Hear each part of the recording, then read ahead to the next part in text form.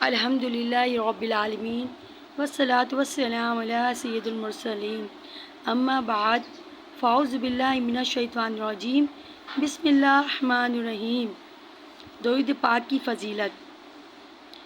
سرکار مدینہ تاجدار و قلب و سینہ صلی اللہ تعالیٰ علیہ وسلم کا فرمان عالی شان ہے، بروز قیامت لوگوں میں سے میرے قریب تر وہ ہوگا جس نے مجھ پہ دنیا میں زیادہ سے زیادہ درود پاک پڑھے ہوں گے۔ صلو علی الحبیب صلی اللہ تعالیٰ علیہ وآلہ وسلم۔ امیر المومنین حضرت عمر فاروق اعظم رضی اللہ تعالیٰ عنہ کے بارے میں بیان۔ آپ کا نام عمر رضی اللہ تعالیٰ عنہ ہے، کنیت ابو حفص اور لقب فاروق اعظم ہے۔ آپ نے اس وقت اسلام قبول فرمایا جب 40 مرد اور 11 عورتیں ایمان لا چکی تھیں، اور بعض علماء کا خیال ہے کہ آپ نے 39 مرد اور 23 عورتوں کے بعد اسلام قبول کیا۔ آپ کی قبول اسلام کا واقعہ۔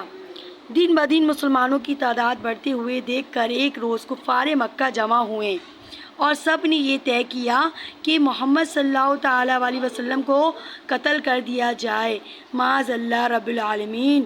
مگر سوال پیدا ہوا کہ کون قتل کرے؟ مجمع میں اعلان ہوا کہ ہے کوئی بہادر جو محمد صلی اللہ علیہ وسلم کو قتل کر دے۔ اس اعلان پر پورا مجموعہ تو خاموش رہا، مگر حضرت عمر فاروق رضی اللہ تعالیٰ عنہ نے کہا کہ میں ان کو قتل کروں گا۔ لوگوں نے کہا بے شک تم ہی ان کو قتل کر سکتے ہو۔ پھر حضرت عمر رضی اللہ تعالیٰ عنہ اٹھے اور تلوار لٹکائے ہوئے چل دیے۔ اسی خیال میں جا رہے تھے کہ ایک صاحب قبیلہ زہرہ کے، جن کا نام حضرت نعیم بن عبداللہ بتایا جاتا ہے اور بعض لوگوں نے دوسروں کا نام لکھا ہے، بہرحال انہوں نے پوچھا کہ اے عمر کہاں جا رہے ہو؟ کہا کہ میں محمد صلی اللہ علیہ وسلم کو قتل کرنے جا رہا ہوں۔ حضرت نعیم رضی اللہ تعالیٰ نے کہا کہ اس قتل کے بعد تم بنی ہاشم اور بنی زہرہ سے کس طرح بچ سکو گے؟ وہ تمہیں ان کے بدلے میں قتل کر دیں گے۔ اس بات کو سن کر وہ بگڑ گئے اور کہنے لگے معلوم ہوتا ہے کہ تم نے بھی اپنے باپ دادا کا دین چھوڑ دیا ہے، تو لاؤ میں پہلے تجھی کو نپٹا دوں۔ یہ کہہ کر تلوار کھینچ لی۔ حضرت نعیم رضی اللہ تعالیٰ عنہ نے بھی یہ کہا کہ ہاں میں مسلمان ہو گیا ہوں، اپنے تلوار سنبھالی۔ ان قریب دونوں طرف سے تلوار چلنے کو تھی کہ حضرت نعیم رضی اللہ تعالیٰ عنہ نے کہا کہ تو پہلے اپنے گھر کی خبر لے۔ تیری بہن فاطمہ بنت خطاب اور بہنوئی سعید بن زید رضی اللہ تعالیٰ عنہ دونوں اپنے باپ دادا کا دین چھوڑ کر مسلمان ہو گئے۔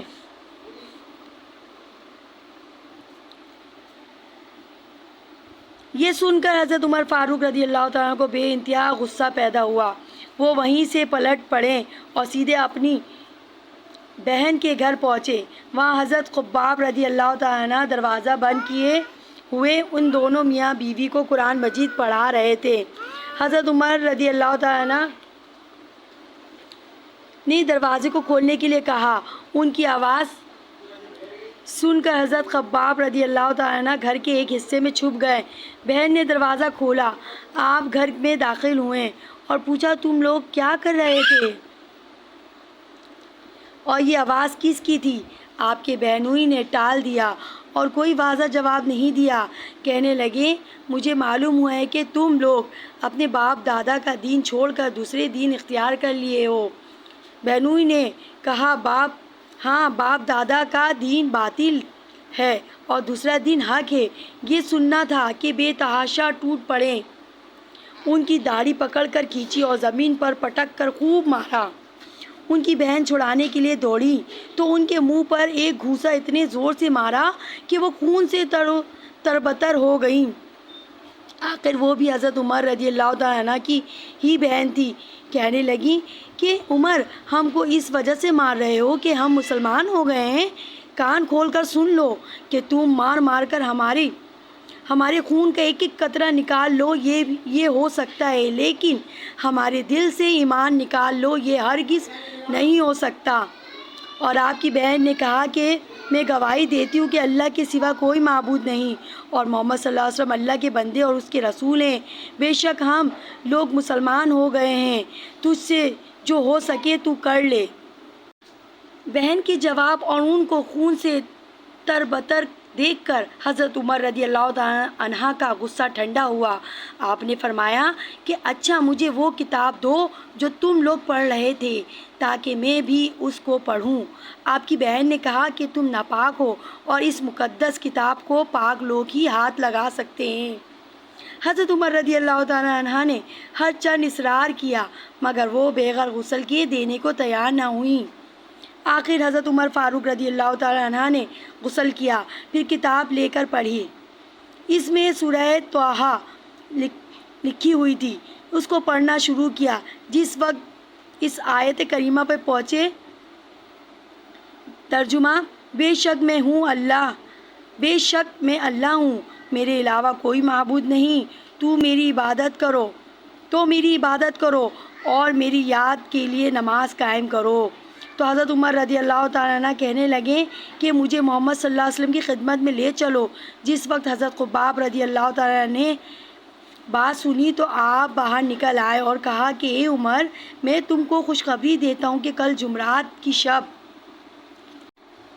میں سرکار اقدس صلی اللہ تعالیٰ علیہ وسلم نے دعا مانگی تھی کہ یا الہی، عمر اور ابو جہل میں جو تجھے محبوب و پیارا ہو اس سے اسلام کو قوت عطا فرما۔ معلوم ہوتا ہے کہ رسول اللہ صلی اللہ علیہ وسلم کی دعا تمہارے حق میں قبول ہو گئی۔ رسول اکرم صلی اللہ علیہ وسلم اس وقت صفائے پہاڑی کے قریب حضرت ارقم رضی اللہ تعالیٰ عنہ کے مکان میں تشریف فرما تھے۔ حضرت خباب رضی اللہ تعالیٰ عنہ آپ کو ساتھ لے کر رسول اللہ صلی اللہ علیہ وسلم کی خدمت میں حاضر ہونے کے ارادے سے چلے۔ حضرت ارقم رضی اللہ تعالیٰ عنہ کے دروازے پر حضرت حمزہ رضی اللہ تعالیٰ عنہ اور حضرت طلحہ رضی اللہ تعالیٰ عنہ اور کچھ دوسرے صحابہ کرام اجمعین حفاظت و نگرانی کے لیے بیٹھے ہوئے تھے۔ حضرت حمزہ رضی اللہ تعالیٰ عنہ نے آپ کو دیکھ کر فرمایا کہ عمر آ رہے ہیں، اگر اللہ تعالیٰ کو ان کی بھلائی منظور ہے تب تو یہ میرے ہاتھ سے بچ جائیں گے، اور اگر ان کی نیت کچھ اور ہے تو اس وقت ان کا قتل کرنا بہت آسان ہے۔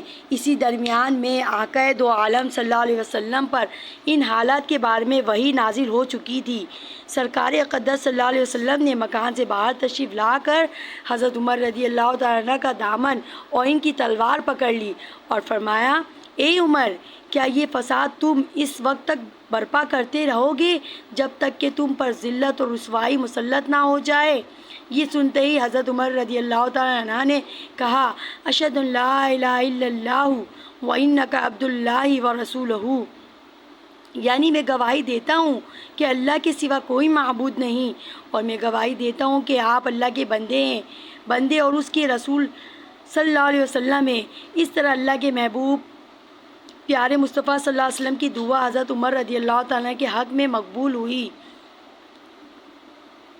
چلے تھے